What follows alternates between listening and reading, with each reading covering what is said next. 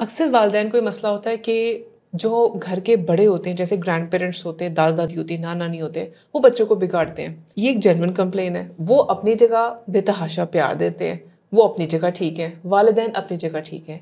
लेकिन अगर आप चाहते हैं बच्चों को आप डिसिप्लिन करें, उसके लिए पूरे घर वालों को as a team, as a unit काम करना होता है।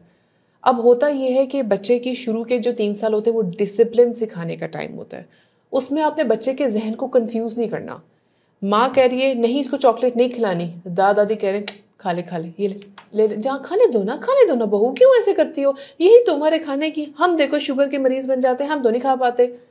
This is wrong.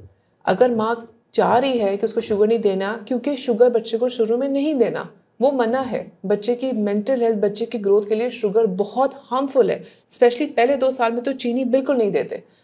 अगर माँ कोई चीज़ मना कर रही है, उसमें कोई ना कोई उसकी वजह होती है। बच्चे की कोई हेल्थ का इश्यू होता है जो माँ को ज़्यादा डीपली पता होता है। बच्चे उसको पता होता है कि रात को ये खाएगा तो उसकी डिस्टर्ब स्लीप गुजरेगी। बच्चे का पहले से पेट खराब है तो उसको फिलहाल ये नहीं देना। बच्चे को इस चीज़ से एलर्जी है, जबकि दूसरों की बातें नहीं पता होती। तो प्लीज़ माँ की वैल्यू बच्चे के सामने कम कभी ना करें। ये बहुत इंपॉर्टेंट बात है। जो वालिदैन हैं और जो घर के बड़े हैं, जो स्पेशली एक साथ रह रहे हैं, उनको एक ही लेवल पे, एक ही नोट पे रहना बहुत ज़रूरी है। वो बताएं कि हमने बच्चों को ये चीज़ें अलाउ की हैं, आप प्लीज़ इसी तक रहें। अक्सर बड़े सोडा पिला रहे हैं, पेप्सीज पिला रहे हैं, कोलास पिला रहे हैं, जबकि वालिदैन मना करते हैं। फिर वो बच्चे छुप छुप के जाकर उनके घर जाके वो चीज़ें पीते हैं और माँ बाप से फिर झूठ बोलना शुरू करते हैं। तो आप देखें बच्चों के अंदर ना मैनिपुलेशन बड़ी आसानी से आ जाती है। उनको समझ आ जाता है ये लूपहोल जगह है, यहाँ पे मैं हर बात मनवा सकता हूँ, मनमानी कर सकता हूँ। और इस तरह बच्चों के जहन और नज़रों में उनके वालिदैन, स्पेशली माँ की वैल्यू बहुत कम हो जाती है। अगर आप चाहते हैं कि आपका बच्चा मेंटली स्ट्रांग हो, डिसिप्लिन्ड हो, उसके लिए ज़रूरी है कि उसकी नज़रों में माँ की वैल्यू कभी कम ना करे।